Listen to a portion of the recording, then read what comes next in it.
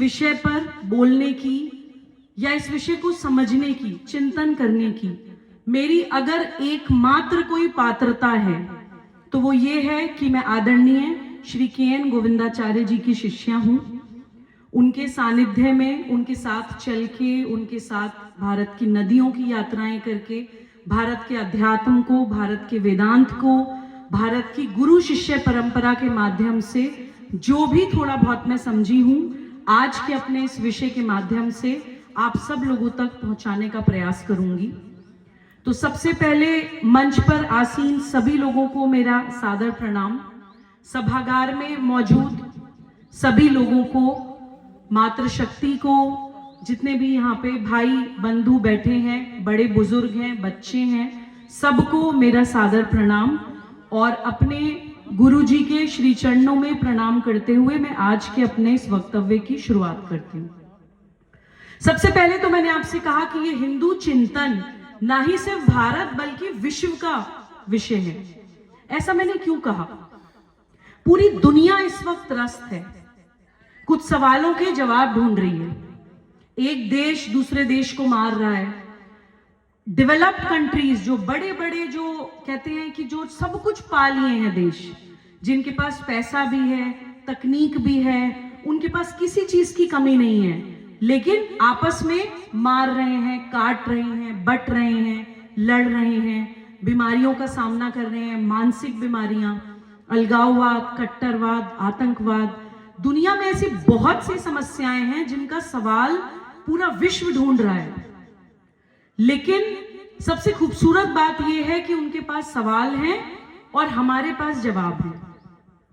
सिर्फ भारत के पास जवाब है। हम जिस हिंदू सम्मेलन की बात कर रहे हैं वो इसलिए जरूरी है क्योंकि आज पूरी दुनिया जिन सवालों के जवाब ढूंढ रही है उसका जवाब सिर्फ और सिर्फ हमारे पास है। ऐसा मैं क्यों कहती हूं?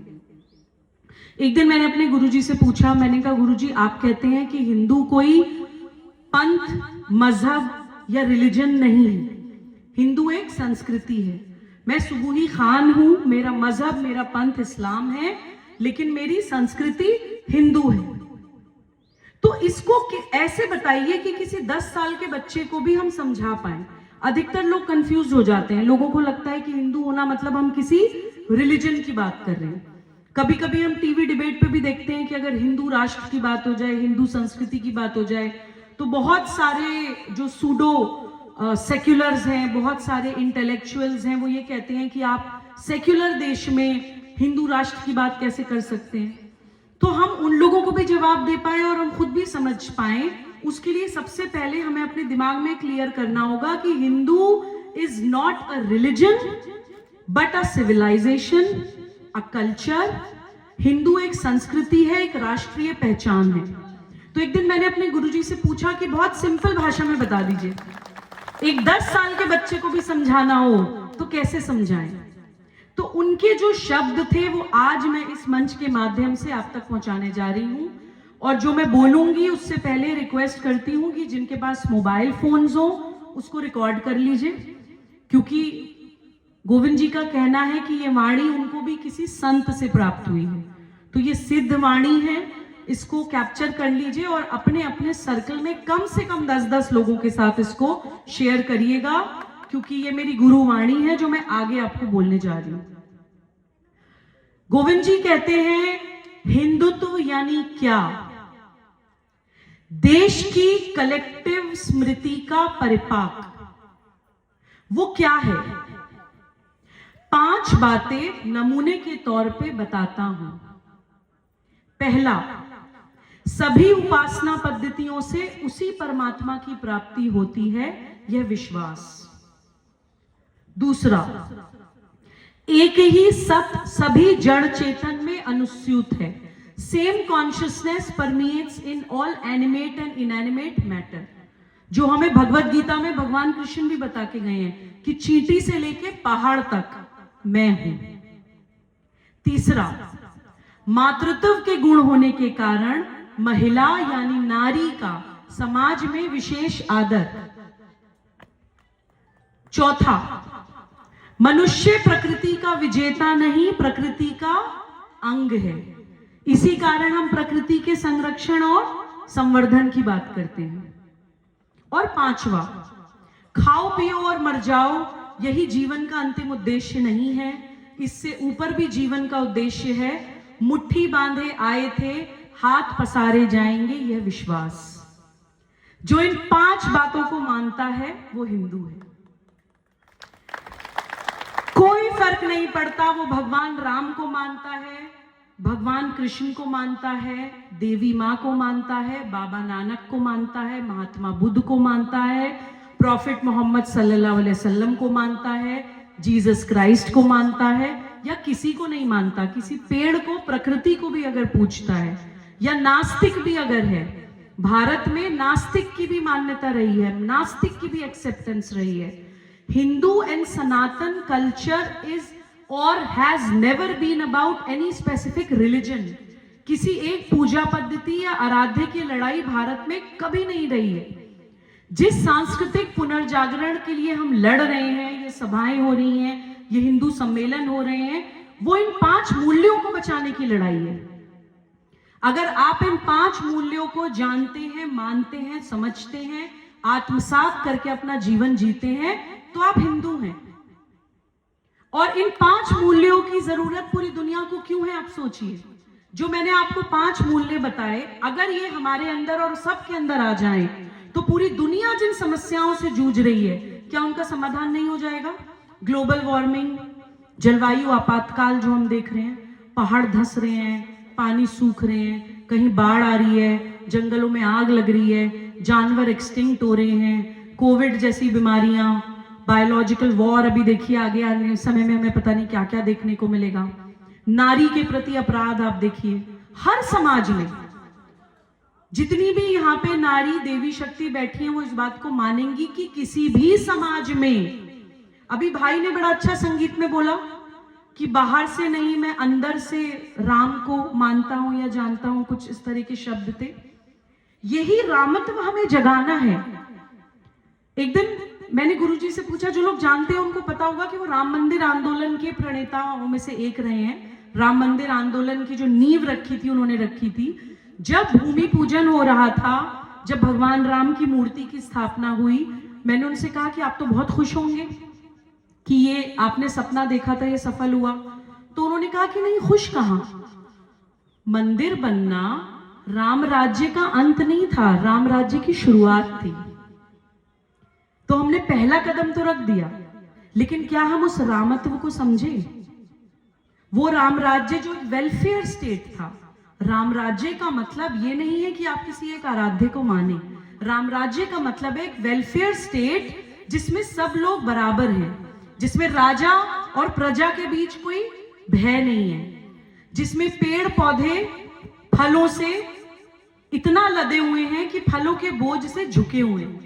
इसका मतलब प्रकृति आपकी समृद्ध है, जहां पे समाज भी खुश है, जहां पे राजा और प्रजा के बीच में कोई डिवीजन नहीं है, जहां पे कोई ऊंच नीच, जातिवाद, कोई छोटा बड़ा नहीं है, सबके पेट भरे हैं, सब खुश हैं। और एक्चुअली ये जो 5 मूल्य थे, ये भी हमारे अंदर इसीलिए थे ना, क्योंकि हम सबके पेट भरे थे। पूरी दुनिया तो कहीं रेगिस्तान था, कहीं बर्फ पड़ रही थी, कहीं बारिश ज्यादा हो रही थी, पूरी दुनिया तो खाने पीने की ही समस्याओं से जूझ रही थी। भारत ही ऐसा देश है जिसको प्रकृति ने इस तरह से नवाजा था कि सबके पेट भरे थे। इसीलिए हमें भारत माता कहा जाता था। भारत माता कोई इमेजिनेशन नहीं है हमारे दिमाग की। माता किसको कहा जाता है? माता उसको कहा जाता है जो पेट भरती है, माता उसको कहा जाता है जो संस्कार देती है, पोषण देती है, हमें पाल पोस के बड़ा करती है। भारत माता इसलिए कहा जाता है क्योंकि पूरी दुनिया में एकमात्र भारत ही ऐसी धरती है जो पूरी दुनिया का पेट भर सकती है। पूरी दुनिया में कोई देश ऐसा नहीं है जिसकी 60% भूमि उपजाऊ हो। 60% of our land is agriculture land. जब हम छोटे थे तो हमें क्या बताया जाता था? निबंध जब लिखो भारत पे तो पहली लाइन क्या होती थी? भारत एक कृषि प्रधान देश है, यही होती थी ना। लेकिन आज हम कहीं ना कहीं अपनी उस कृषि को, अपनी उस मिट्टी को, अपनी उस संस्कृति को भूल गए, हाँ कि नहीं? जितने लोग मेरी बात से सहमत हैं प्लीज हाथ उठाएं। अगर हम ये कहते हैं कि हम हिंदू हैं, अगर हम ये कहते हैं कि हमें सांस्कृतिक पुनर्जागरण करना है, अगर हम ये मानते हैं कि हमें अपने देश को पुनः विश्व गुरु बनाना है, तो हमें दोबारा उसको उसकी जो मूल स्थिति है, जिस तरह वो था, उस तरह से स्थापित करना होगा। हमें अपनी नदियों को माता सिर्फ कहना नहीं होगा, मानना होगा। क्योंकि संबंध जो बनाए गए थे ना, चंदा मामा, बंदर मामा, कौन से देश में बंदर को मामा कहा जाता होगा? भारत में। नदियों को गंगा मैया, यमुना मैया, देश को भारत माता, ये सब सिंबॉलिज्म थे, ये सब हमें ये पढ़ाने के तरीके थे कि हमारा उनसे रिश्ता है। भगवान कृष्ण अगर कह रहे हैं कि चींटी से लेके पहाड़ तक मैं हूं, तो वो ये कह रहे हैं कि उस चींटी को भी बचाओ और उस पहाड़ को भी बचाओ। तो ये जो टीचिंग्स, ये जो लेसन्स, ये जो हिंदू संस्कृति की सीख है, वो सिर्फ और सिर्फ भारत में ही पढ़ाई जाती थी। हर बच्चे को, आप किसी भी भाषा, किसी भी जाति, किसी भी क्षेत्र, किसी भी संप्रदाय के हो, आपके अंदर ये 5 मूल्य होते थे। इसी कारण हम विश्वगुरु थे और अपनी प्रकृति का सम्मान करते थे, इसलिए हमारे सबके पेट भरे थे। आज हम ये तो कह देते हैं कि विदेशों से foreign funded missionary mafia Bharat में आके धर्म परिवर्तन कराते हैं। हम सब जानते हैं ये सच है, कराते हैं। गांव में, आदिवासी बेल्ट में जाके किसी गरीब भाई के, बहन के, भारतवासी के एक हाथ से 2 रोटी खिलाएंगे, दूसरे हाथ से गले में क्रॉस डाल देंगे। करते तो हैं, लेकिन क्यों करते हैं कि हमने कभी सोचा? वो देश जो पूरी दुनिया का पेट भर सकता है, उसमें कोई देशवासी भूखा क्यों है? कोई तो पाप हम अपनी प्रकृति के प्रति कर रहे हैं, कुछ तो नाइंसाफी हम अपने लोगों के प्रति कर रहे हैं, कोई तो जख्म हम अपने भाई बंधुओं के शरीर पे छोड़ रहे हैं, जिसपे विदेशी ताकतें मक्खियों की तरह आके भिनभिना रही हैं। अगर हम जख्म ही ना छोड़े तो उन लोगों को मौका नहीं मिलेगा। तो ये सारी चीजों के जो बड़ी बड़ी देश की समस्याएं हैं, उनका समाधान भी सिर्फ और सिर्फ उस प्रकृति में, उस मिट्टी में है कि अगर हमने अपनी गाय, गंगा, गांव, कृषि, हिमालय बचा लिया, तो हम भारत की संस्कृति बचा ले जाएंगे। और जिस दिन हमने प्रकृति बचा ली, उस दिन हमारे अंदर ये 5 मूल्य भी आ जाएंगे। देवभूमि क्यों थे हम? पूरी दुनिया में और कोई देश देवभूमि क्यों नहीं हुआ? जो दैवीय, जो चेतना जागृत भारत में मनुष्यों की हुई, इंसानी शरीर में पैदा हुए, लेकिन चेतना जागृत होते होते होते भगवान बन गए। किसी को भी आप उठा लीजिए, सबकी चेतना प्रकृति के सानिध्य में ही जागृत हुई। महात्मा बुद्ध सब जगह घूमे, ज्ञान कहां प्राप्त हुआ? बोध गया में जाके देखिए, एक पेड़ के नीचे। भगवान कृष्ण के साथ क्या दिखाया है? कहीं गैया चरा रहे हैं, सारी लीलाएं उनकी, यमुना जी का कुछ ना कुछ जिक्र, गौ माता का कुछ ना कुछ जिक्र भगवान कृष्ण की लीलाओं के साथ हमें सुनने को मिलता ही है। महादेव के बारे में क्या कहा जाता है? ऊपर पहाड़ में बैठे हैं। वो अध्यात्म, वो जो एक स्पिरिचुअलिटी है, जो रूहानियत है, वो भारत की नदियों से बहती हुई पूरे देश में नसों की तरह दौड़ती थी।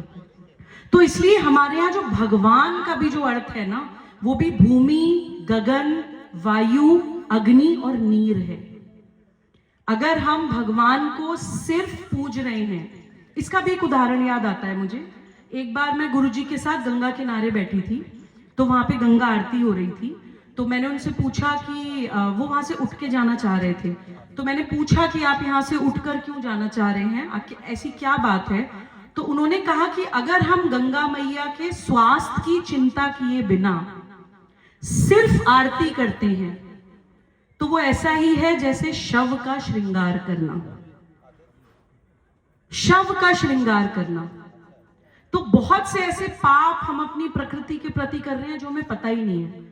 हम में से कितने लोग जानते हैं, ईमानदारी से हाथ उठाइएगा, कि हम अपने टॉयलेट का, मलमूत्र का जो पानी होता है, जो सीवेज का जो हमारे शहरों का पानी होता है, वो हमारी नदियों में गिरता है। कितने लोग जानते हैं?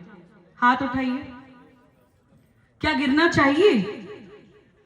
मैं प्लीज तेज आवाज में सुनना चाहती हूं। अगर ये हिंदू सम्मेलन है और अगर हमें अपने देश को पुनः एक सांस्कृतिक पुनर्जागरण करके विश्वगुरु बनाना है, तो जिस नदी को हम मां बोलते हैं, क्या उसके अंदर हमारे मलमूत्र प्रवाह जाना चाहिए?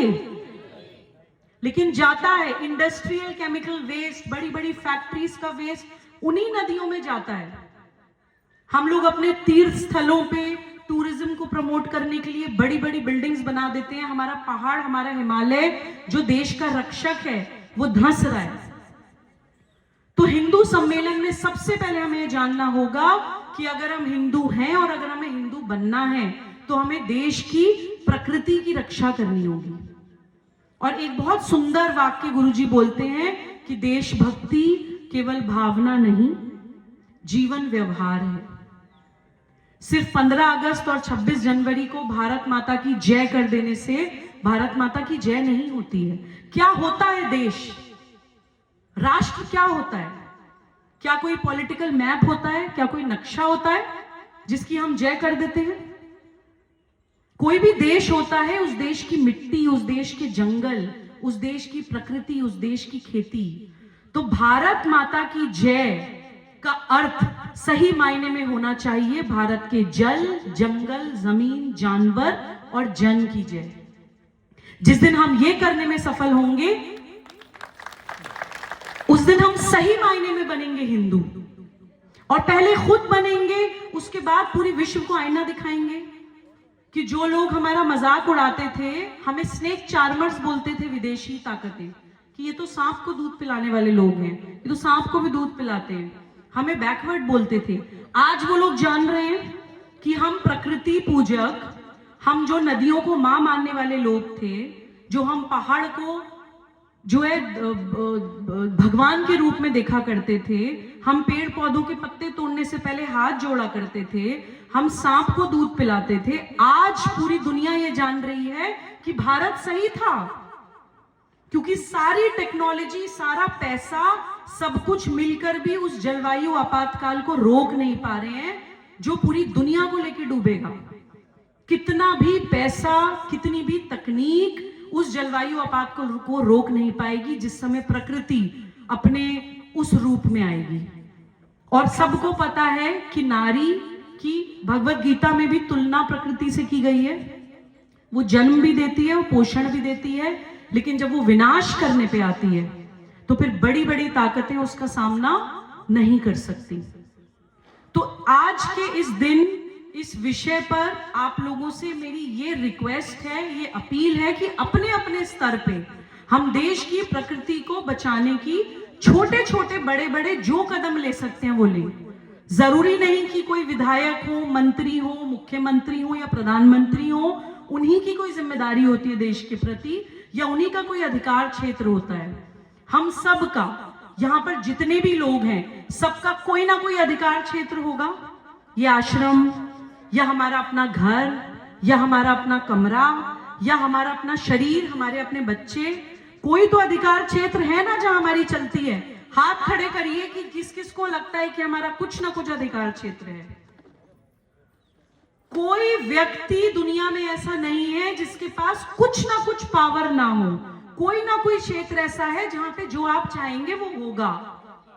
तो हर घर में भारत हिंदू सनातनी के रूप में दिखना चाहिए, हर व्यक्ति में भारत दिखना चाहिए।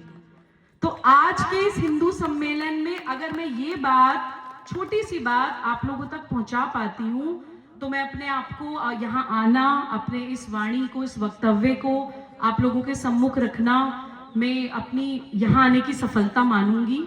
और यही कहूंगी कि हम लोग भाषा, जातियों, क्षेत्र, संप्रदाय में ना बटें।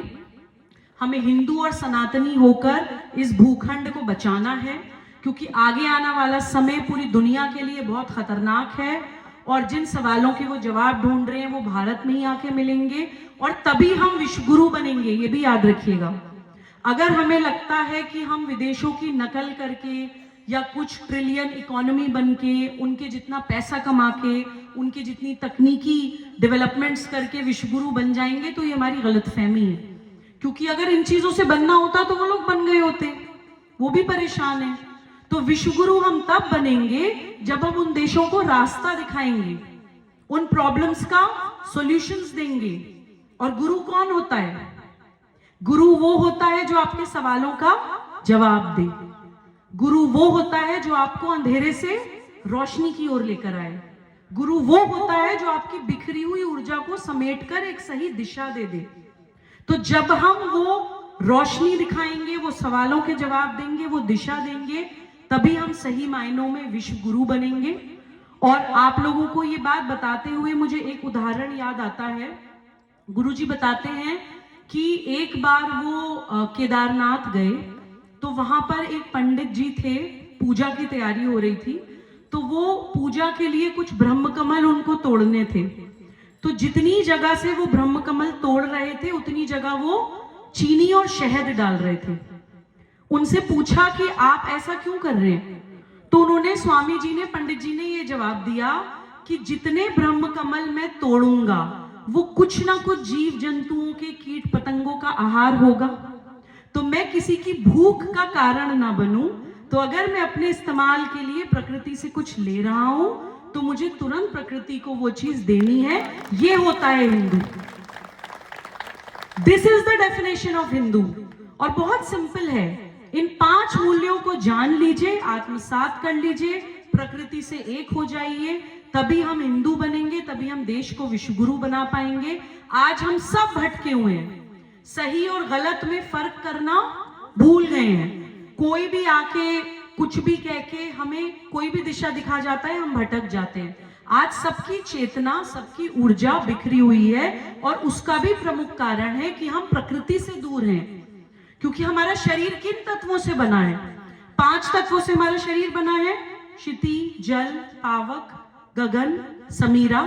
तो जिन 5 तत्वों से हमारा शरीर बना है, जब हम उन 5 तत्वों के संपर्क में ही नहीं रहेंगे तो कहां से होगा सॉफ्टवेयर अपग्रेड? सबके सिस्टम क्रैश हो चुके हैं। किसी को कुछ नहीं पता क्या सही है क्या गलत है। किसी भी भाषा, किसी भी जाति, किसी भी क्षेत्र, किसी भी संप्रदाय का हो। ना मुसलमान को पता है कि पैगंबर साहब क्या बता के गए थे, हिंदू नहीं समझते हैं कि रामत्व का क्या मतलब है, ईसाइयों को नहीं पता कि ईसा अलैहिस्सलाम क्या बोल कर गए थे, बाबा नानक के वंशज जो कहते हैं कि बड़े धर्म के रक्षक थे देश के, वो भी भटक गए हैं। महात्मा बुद्ध के जो डिसेंडेंट्स हैं वो भी भटक गए हैं। देखिए, बात सॉल्यूशन मजहब की लड़ाई करने से नहीं मिलेगा, समाधान मिलेगा प्रकृति की ओर लौटने से। और जब हम उन 5 तत्वों से जुड़ेंगे, जब हमारी चेतना जागृत होगी, तब जब प्रकृति हमसे बात करने लगेगी, तब हमें पता चलेगा कि कोई अलग नहीं है। हर इंसान अपने अपने तरीके से, अपनी अपनी भाषाओं में, अलग अलग देश काल परिस्थितियों में उसी सत्य को अलग अलग तरीकों से बता के गया है। सब कुछ एक ही बात है, मैसेज इज वन। और वो मैसेज हम तब समझेंगे जब हम उन 5 तत्वों के नजदीक जाएंगे। पहले हम पानी में खेलते थे। कब हमने आखिरी बार किसी पेड़ को गले लगाया था? पिछले 5 साल में हम गांव में खड़े हैं इस वक्त, शहर तो छोड़िए, हम गांव में हैं। पिछले 5 सालों में आप में से कितने लोगों ने किसी पेड़ को गले लगाया था?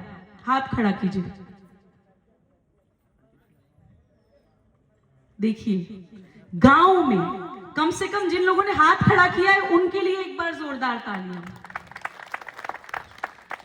गांव में भी हम लोग कम रह गए हैं। तो प्लीज इसको जाने, आज ये जो बाजारवाद की दुनिया है, जिसके लिए सब कुछ पैसा है, जो बीमारियां इजाद करते हैं, जो मतलब कुछ भी कर सकते हैं सिर्फ पैसा कमाने के लिए, उनके लिए सब कुछ दुकान है। उनके लिए बीमारियां भी दुकानें हैं, अस्पताल भी दुकानें हैं, उनके लिए मजहब भी दुकानें हैं, रिलीजन्स भी दुकानें हैं, उनके लिए राजनीति भी दुकानें हैं। तो सबसे बड़ा जो खतरा इस वक्त मानवता को है वो बाजारवाद से है। यही बाजारवाद सबसे बड़ा दुश्मन प्रकृति का है। और ये बाजारवादी सोच ही हमें प्रकृति से दूर करती है। हमारी आधे से ज्यादा समस्याओं का समाधान हमारे किचन में है। और ये हम सब लोगों ने कोविड में देख लिया था। 140 करोड़ पॉपुलेशन है भारत की, और सबसे अच्छी परफॉर्मेंस कोविड के टाइम पे भारत की रही है। हर आदमी हल्दी का दूध पी रहा था, गिलोय पका पका के पी रहे थे। हम लोगों का सबसे अच्छा परफॉर्मेंस है कोविड के मामले में। जो कैजुअलिटीज हुई हैं, जो डेथ्स हुई हैं, जो मृत्यु हुई है, पूरी दुनिया में सबसे कम रेट भारत का है। सिर्फ इसलिए कि हम आयुर्वेद से, नेचुरोपैथी से कनेक्टेड लोग थे। तो इसलिए अपनी उस प्रकृति की ओर लौटें। ये बाजारवादी सोच हमें दूर करती है। पहले के बच्चे मिट्टी में खेलते फिरते थे, आज क्या कहा जाता है, नहीं नहीं बैक्टीरिया है, बच्चों को मिट्टी में मत छोड़िए। पहले के लोग मोटा अनाज खाते थे, आज हमारे भारत के घर घर में गेहूं पहुंचा दिया है। मुझे किसान भाई से पता चला कि गेहूं की फसल सिर्फ तब बन सकती है जब उसमें कई राउंड्स ऑफ केमिकल डाला जाए, और केमिकल का भी एक मार्केट है। जब कोई चीज बना ली, इजाद कर ली, तो बेचनी तो है ही। तो भाई जो बीमार भी डाल रहा है आपको, वो चीज को प्रमोशन होगा। ये वो बाजारवादी हैं, जब बाजार में रिफाइंड लॉन्च करना था तो देसी घी के खिलाफ पूरी कैंपेनिंग स्टार्ट हुई थी। कितने लोगों ने सुना था देसी घी खा के हार्ट की बीमारियां हो जाती हैं? आपने सुना था? क्योंकि इन लोगों ने रिफाइंड इजाद कर लिया था और इनको बाजार में रिफाइंड बेचना था।